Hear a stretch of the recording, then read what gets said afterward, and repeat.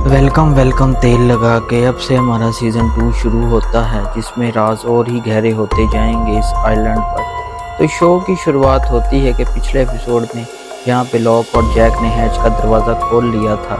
सारे कंफ्यूज हैं कि हैच के अंदर जाएं कि ना जाएं। तो हर्ली मोटन अननोन नंबर्स को रीड करना शुरू कर देता है, जो कि केट को कहता है कि ये नंबर्स मेरे लिए मनूस हो सकते हैं। तो केट उसे कहती है ऐसा नहीं है। तो केट उनके पास जाती है और लॉक और हैच का दरवाज़ा देखती है, जो कि बहुत ही गहरा है। तो लॉक एक पत्थर नीचे गिरा के देखता है कि वो कितना गहरा है, लेकिन वो बहुत ही ज़्यादा गहरा होता है। तो लॉक कहता है कि ये तो बहुत ही गहरा है, हम एक एक करके इसमें नीचे जाएंगे, क्योंकि एक साथ जाना हमारे लिए सेव नहीं है। तो जैक कहता है कि हम आज रात यहाँ नहीं जाएंगे, क्योंकि हमारी ज़रूरत केव में भी है, जो कि लोग हमारी उम्मीद पे हैं। तो लोग उसे कहता है ठीक है, हम आज रात नहीं जाएंगे, लेकिन मैं केव में अकेला जाऊंगा। तो जैक उसकी तरफ देखता है और कंफ्यूजन चेहरा बना लेता है। अब सीन इधर से शिफ्ट होता है और हम देखते हैं कि बीच के सारे लोग केव में जमा हैं और चार्ली किसी से बात कर रहा है, और अचानक से उसके पास शैनन आती है और पूछती है कि वोल्ट का कुत्ता तुमने देखा है। तो वो कहता है नहीं, मैंने नहीं देखा। तो वो खुद ही जंगल की तरफ वोल्ट का कुत्ता घूमने के लिए जाती है और सैद भी उसके पीछे जाता है। और सीन शिफ्ट होता है जहाँ पे लॉक गहराई का फिर से नाप ले रहा होता है कि ये कितना गहरा है, और वो हर्ली को कहता है कोई चीज़ लेके आओ जो मैं नीचे उतर के इसको अंदर जा सकूं। तो हर्ली कहता है कि अभी नहीं, क्योंकि हमारी ज़रूरत अभी केव में है, तुम क्यों नहीं मेरी बात समझ रहे। तो जैक कहता है कि लॉक आज रात नहीं, प्लीज़ मेरी बात मान, हम आज रात यहाँ इसके अंदर नहीं जा सकते। तो लॉक कहता है ठीक है, लेकिन मैं अकेला फिर जाऊँगा। तो जैक भी कहता है ठीक है, लेकिन फिर उन्हें डायनामाइट का एक निशान दिखता है जो हैच के ऊपर बना होता है और ये खतरे की इलामत होता है। फिर इस दौरान शैनन और सईद उस कुत्ते की तलाश में जंगल में भटक रहे होते हैं और एक दूसरे से बहस कर रहे होते हैं कि तुमने उसके कुत्ते का ख्याल क्यों नहीं रखा। तो शैनन कहती है कि मुझे क्या पता वो कुत्ता कहाँ चला गया, मैं तो उसे ढूंढ ही रही हूँ ना सईद। तो फिर हमें वो कुत्ता दिखता है जो एक पेड़ के आगे खड़ा होता है सुम चुपचाप, और वो उन्हें देख के घबरा कर भाग जाता है। तो वो लोग भी उसके पीछे जाते हैं, भागते हैं उसे ढूंढने के लिए, उसे पकड़ने के लिए। और अचानक से दोनों बिछड़ जाते हैं और शैनन नीचे गिर पड़ती है। इस दौरान शैनन अकेली जंगल में भटक जाती है और उसके चेहरे पे साफ डर और पेड़ दिखाई देता है। और अचानक से एक भीगा हुआ बच्चा बाहर निकलता है जो कि वोल्ट होता है, और शैनन को कहता है चुप रहो, वो लोग आ रहे हैं। तो शैनन उससे कहती है कौन आ रहे हैं। तो वो कहता है दी अदर्स आ रहे हैं। और वो पीछे देखती है तो सईद उसके पास आता है और वोल्ट एकदम से गायब हो जाता है और शैनन घबरा जाती है। सईद पूछता है कि कौन था। और इस दौरान सीन शिफ्ट होता है और हम देखते हैं कि एक साइड पे केट और लॉक चल रहे हैं जो कि पैदल हैं, और लॉक उससे कहता है कि तुम्हें मेरे साथ उस हैच के अंदर चलना चाहिए, क्योंकि इस आइलैंड के राज हमें उसी के अंदर मिलेंगे। तो केट उसे रजामंद उसके शामिल करती है और बोलती है कि मैं तुम्हारे साथ चलूंगी। फिर दूसरी तरफ हम जैक और मोटे हर्ली को देखते हैं जो एक साइड पे चल रहे होते हैं, और हर्ली उससे कहता है कि मैं बहुत डरा हुआ हूँ, क्योंकि वो नंबर्स मुझे लगता है वो मेरी मनुष्यत के हैं। तो जैक उसे समझाता है ऐसी कोई बात नहीं है मोटे हर्ली। और सीन शिफ्ट होता है जहाँ पे शैनन दोबारा केव में आगे सबको बताती है कि मैंने वोल्ट को देखा है, लेकिन कोई भी उसकी बात का यकीन नहीं कर रहा होता, स्पेशली सईद, क्योंकि सईद भी उसके साथ होता है।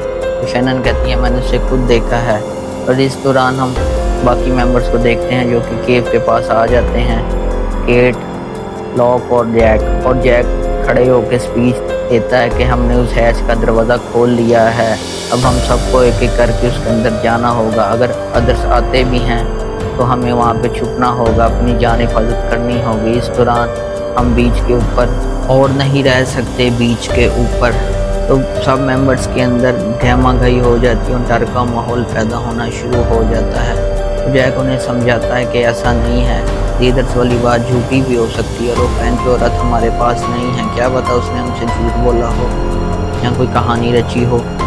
तो इसलिए जैक उन्हें समझाता है और तसल्ली देता है कि ऐसा कुछ उन लोगों के साथ मैं तुम लोगों की रक्षा करूँगा। तो इस दौरान हम देखते हैं कि लॉक जो होता है रस्सियाँ इकट्ठी कर रहा होता है, क्योंकि उसका प्लान होता है कि मैं आज रात ही उस हैच के अंदर जाऊं और उसके राज पता करूं। तो जैक उसे कहता है ठीक है तुम चले जाओ, लेकिन मैं तुम्हारे साथ नहीं जाऊंगा क्योंकि मैंने बीच पे रहे हुए लोगों की हिफाजत करनी है। तो लॉक कहता है ठीक है मैं वहाँ पे अकेला ही जा रहा हूँ। तो जैक सिर्फ उसे देखता रहता है और लॉक खुद ही वहाँ पे चला जाता है। अब सीन इधर से शिफ्ट होते हैं जहाँ पे केट जैक के पास आती है और उसे मोटिवेट करती है कि तुमने जो स्पीच दी है वो काफ़ी मोटिवेटेड थी और सबको तसल्ली दी है कि हम तुम्हारे साथ हैं। लेकिन जैक कहता है ये बात ठीक कही तुमने केट, क्योंकि सब मेंबर्स की जिम्मेदारी मेरे ऊपर है, क्योंकि मैं इन सबको अपनी फैमिली की तरह मानता हूँ इस वजह से। और केट वहाँ से चली जाती है। फिर हम देखते हैं कि लॉक खुद ही उस रस्सी को बांध रहा होता है और अचानक उसके पीछे से केट आती है और कहती है कि मैं भी तुम्हारे साथ चलूँगी लॉक। तो लॉक कहता है ठीक है तुम्हारा वज़न भी कम है और रस्सी भी छोटी है और तुम आराम से उसके अंदर जा सकती हो और फिर मैं आ जाऊँगा एक और रस्सी बांध के। तो केट भी इस बात पे रजामंदी जाहिर करती है उससे कि हाँ ठीक है लॉक मैं पहले जाऊँगी तुम बाद में आना मेरे।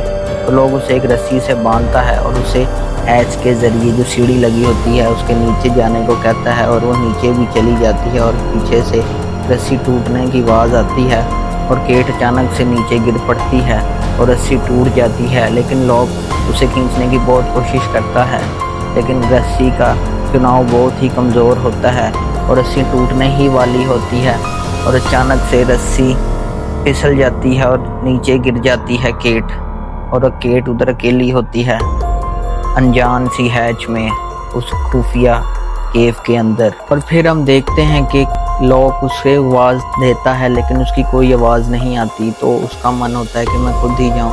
और इधर जैक उनकी फ़िक्र में अनजान होता है और वो डिसाइड करता है कि मैं खुद ही उनके पीछे जाता हूं कि वो लोग कहाँ चले गए हैं। और वो खुद ही उस हैच के पास जाता है और देखता है कि रस्सी टूटी हुई है और वो दोनों उसके अंदर फंसे हुए हैं। तो वो खुद ही डिसाइड करता है और आवाज़ उनको देता है कि कोई है वहाँ पे। तो कोई आवाज़ नहीं आती और वो खुद ही नीचे जाने का फ़ैसला लेता है और वो नीचे जाता है लॉक और केट को ढूंढने।